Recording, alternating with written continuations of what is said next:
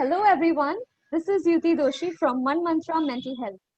Today we have with us Miss Amandeep Kaur Chandok, and I would like to introduce her.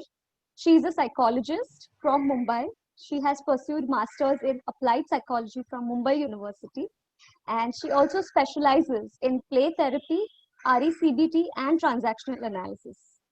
I would like Aman to introduce the rest of herself because she is currently doing a lot of things, and I would really like to hear it from you, Aman.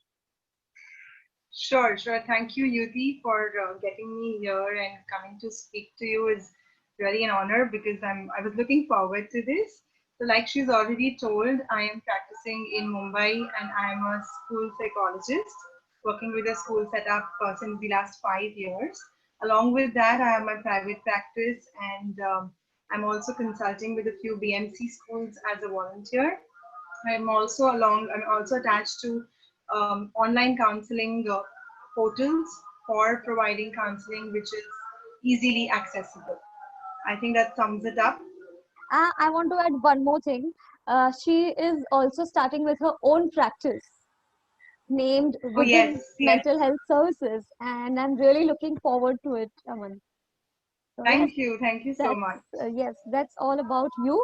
And now coming to today's topic about children's mental health. So, as we grow up, we have turned from children to adults, and it has been a process. And Right. today we are here to understand how children grow up and what process they go through, the stages of development that they go through. So, Aman, can you please tell us about Sure. So if I have to, divide these stages of development, I can divide it across three stages, which is the early childhood, the middle childhood, and the adolescence. This is what I think usually a school would have if it's till 10th or till the 12th. So these again are developmental stages which are not very clearly identifiable for many. It's very nailable. These stages just overlap for many. Boys are different, girls are different. But broadly, if we have to, find out some stages, it's these. that? And schools also run according to these stages only. That is, you have your pre-primary section, your primary section, and secondary section. Why are these stages here? Because of course, the treatment for all these students are very different. You really can't behave and be with a toddler the same way like you can be with an adolescent. So that's why these stages are here, and these are the three stages according to me. Okay, thank you so much. I think that was really helpful to understand these stages because usually a school going child is a school going child, and every school going Yes, child has the same problem. It's not like that. We need to understand that. it's not right. Yes. And when it And comes also to the way we children, approach, each also of the way them, we approach to these kids is very different. Even for the parents, for the teachers, and for a therapist and for a counselor, it's really different. right? So, in your practice, what are the common concerns that you have come across when it comes to school All going right. children? So if I talk about the school, school therapy or school counseling, in school counseling we usually come across.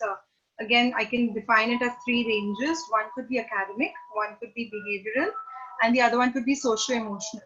So Hmm. when I talk about academic, I think we all are aware of it. Academic concerns involve things like not performing, poor performance, drop in performance, extremely good performance, or genius, or someone with learning disability, or someone with mental subnormalities. And when I say subnormalities, that means the intelligence or the IQ is a little on the subnormal part or the weaker part. And then there are developmental delays wherein there's difficulty in speaking, there is difficulty in motor movement or eye-hand coordination. Hmm. And also, as a school counselor, we look into the other disabilities, which could be being handicapped or having difficulties with hearing or seeing the vision. So yeah, for now, academic is one that I can talk about, and the other one is behavioral. Again, a very it's a very visual one. Like you can see if someone has a behavioral concern, and that is being pointed out or picked up at the earliest.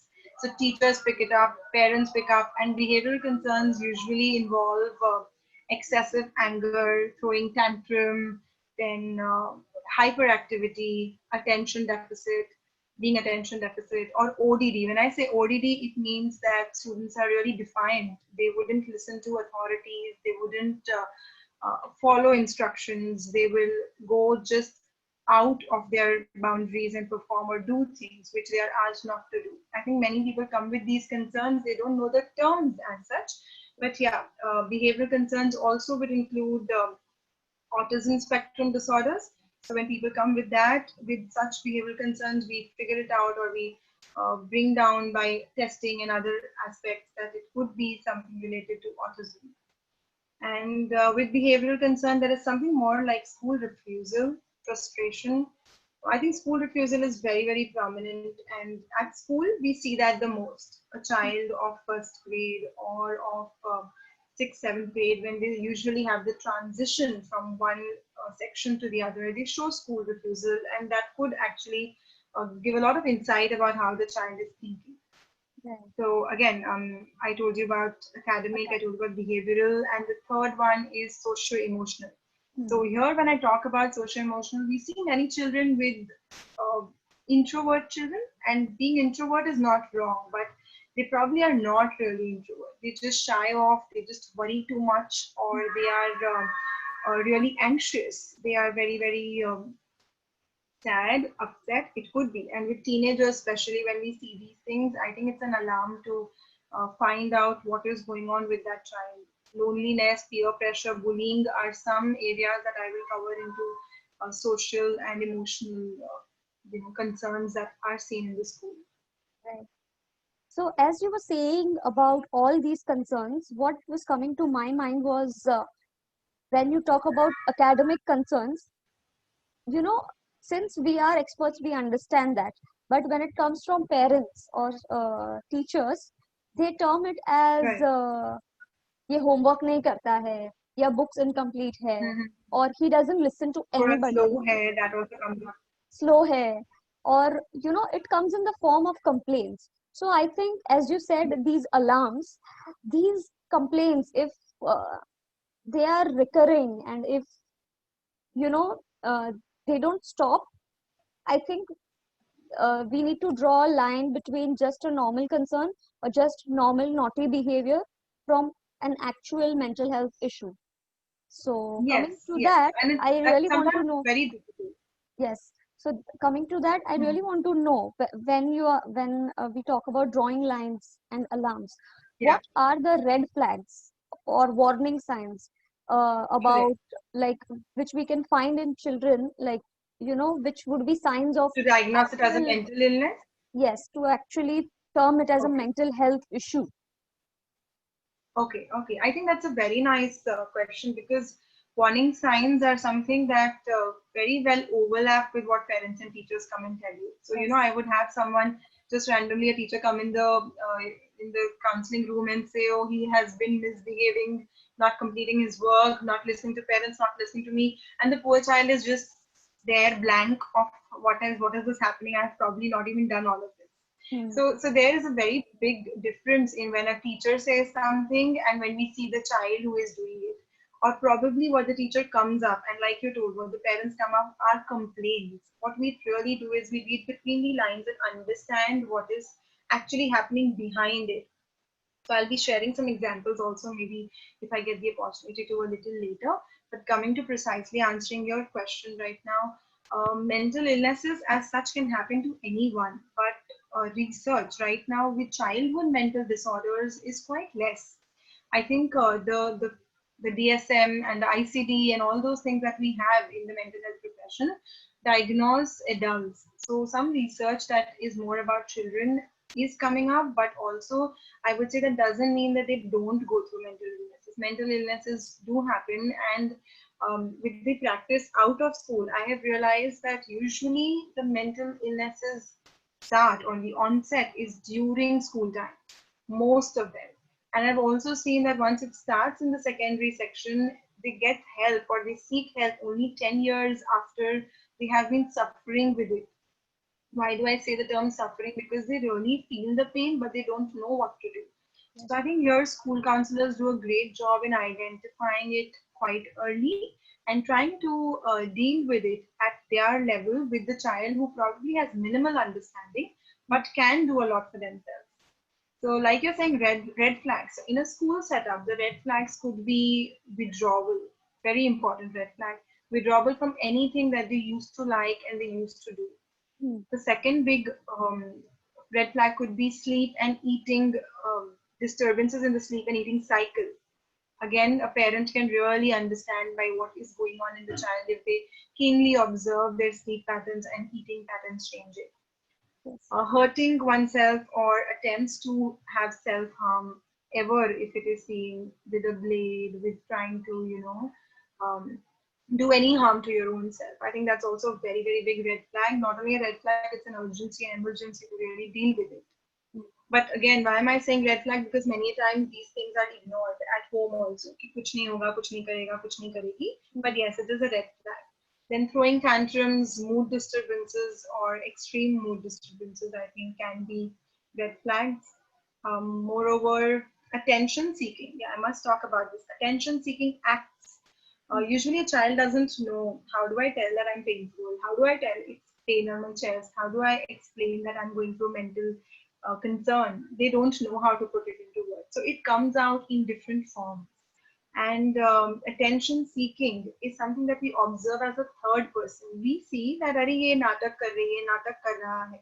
It's often told like this, not only by parents but educated parents, someone who is aware about mental health also sometimes feel. So my question usually to them is always figure out and see why do you think, even if it is attention seeking, why do you think attention seeking is coming?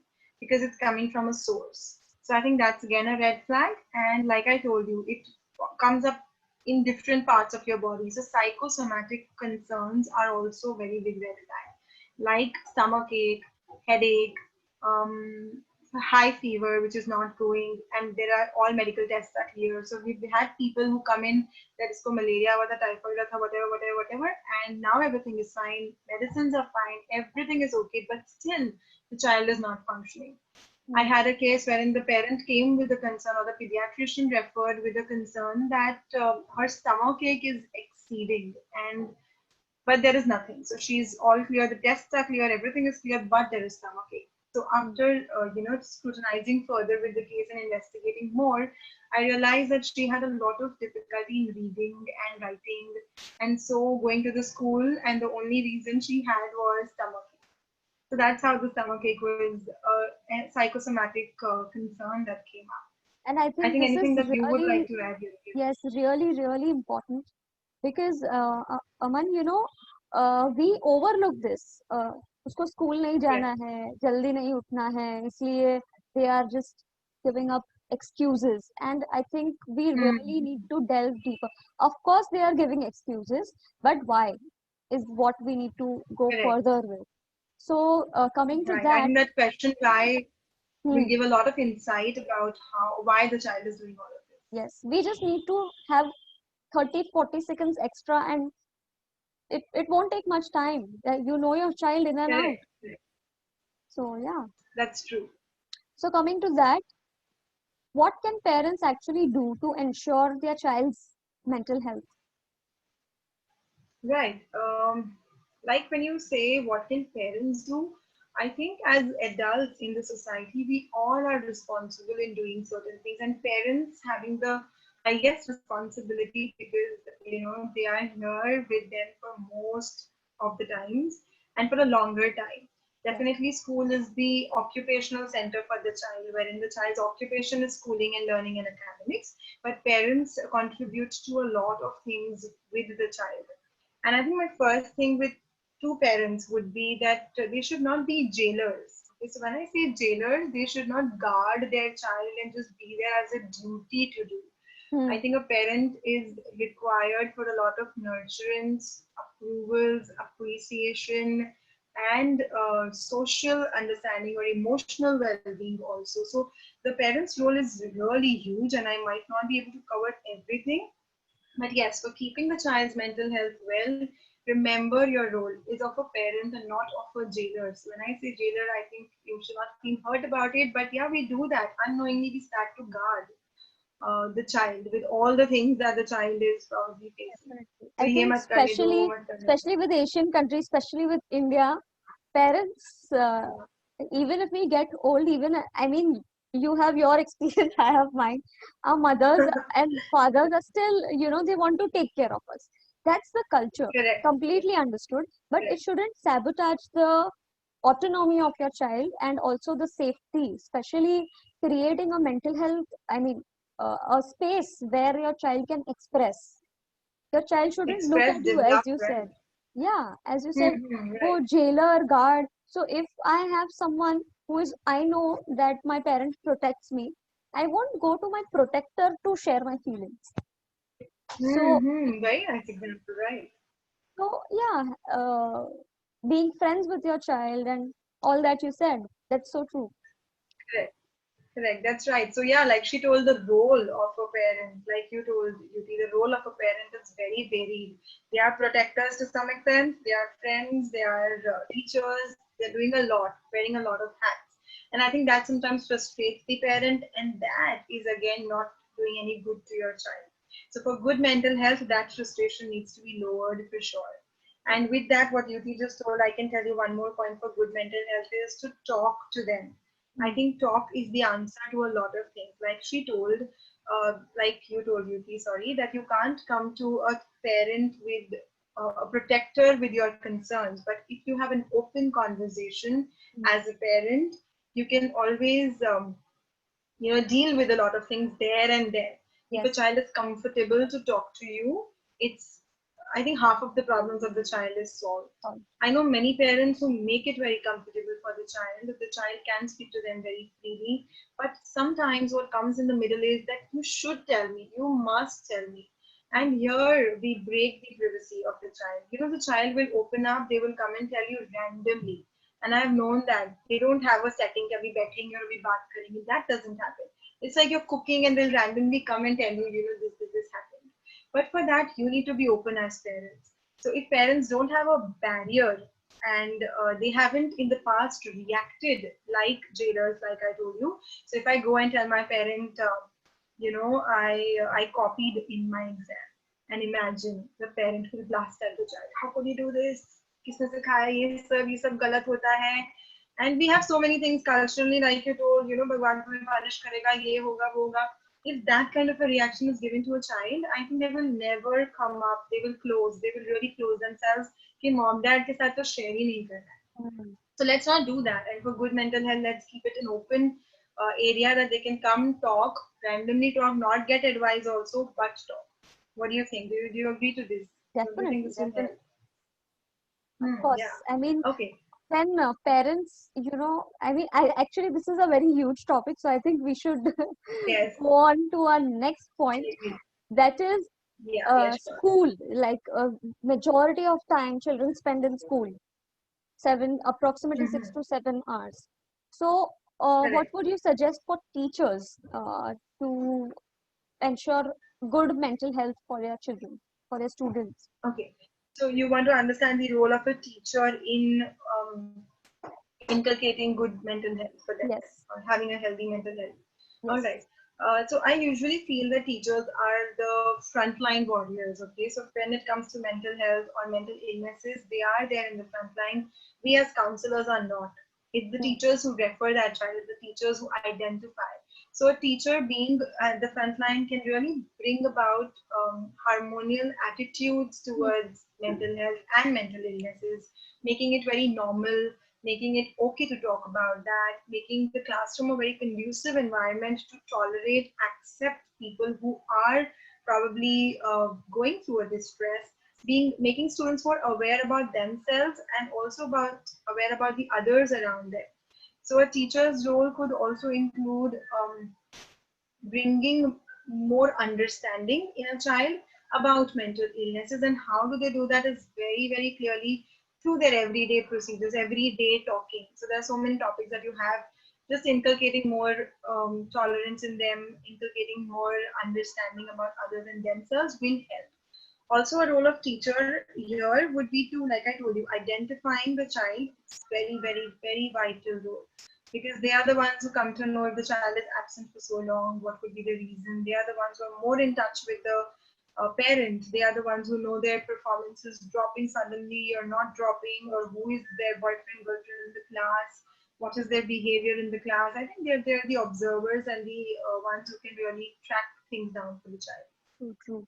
And I think children also look up to their teachers a lot. You know, Yeah, teachers are especially in the everything. primary section. Yes, they do. Hmm, So yes, it I does. think a teacher can play a major role.